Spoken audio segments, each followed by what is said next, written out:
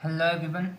So here I just wanted to deal with some of the advanced techniques in the SolidWorks to model the components by using reference geometries.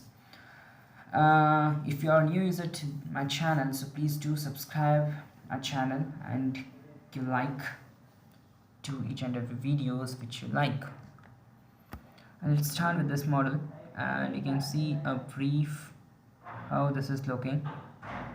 And now for this I just want to refer the model sketches. So this is the first sketch and this is the second one, and the thing is this is the reference which I need to use. So I'll just edit the sketch and I'll copy this so that I can use it to create a reference. Instead of drawing everything, it's better to copy the sketch and paste it over there. I don't want to waste the time over there to create it again. So paste it. Once your dimensions are proper, you can just drag and drop it. Okay, control Z. Actually one of the dimension is missing, this one, the angle. So I'll define it, enter, drag and drop it.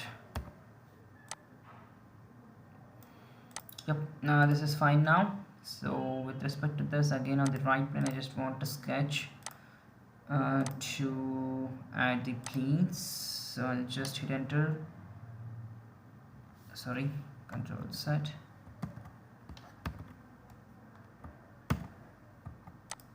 Okay, so this is the sketch which I required. This is the workbench. Again I need the one more sketch on the front plane and draw a line like this. These are the references for me, okay, just the references. Now I need the sketch to work on it. So before that I need to create a plane with respect to these. So just switch to features and reference geometry, select the plane with respect to this line, and this, if you select it, will create the plane like this. Okay, just hit enter, and then I need one more plane with respect to this line and this point. Sorry,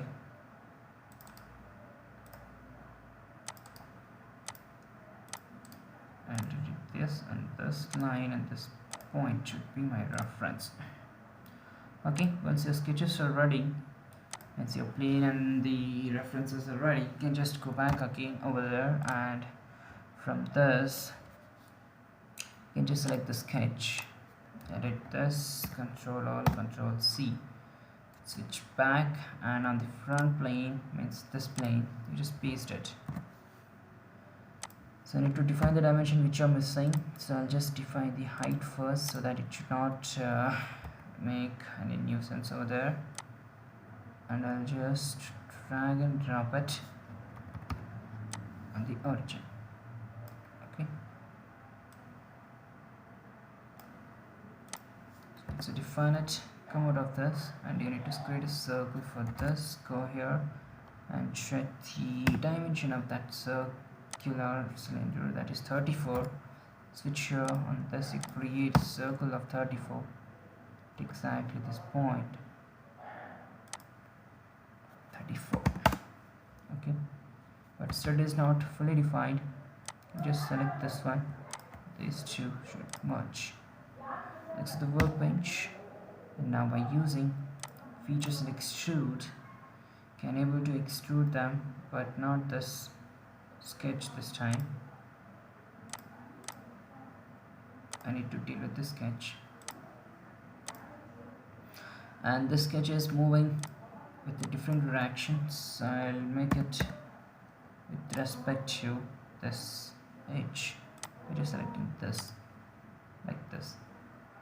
You can define the reference edge to just follow that path. Feature will follow that particular path which you defined over there. So next is to deal with the circular extrude, that is circular circular object, and here up to surface I'll define, and I'll just select the surface. The next thing is to deal with just the fillets, so I hope you can do that. This is how you need to model complex geometries. Thank you for watching. Please do like and subscribe my channel. Thank you. Bye.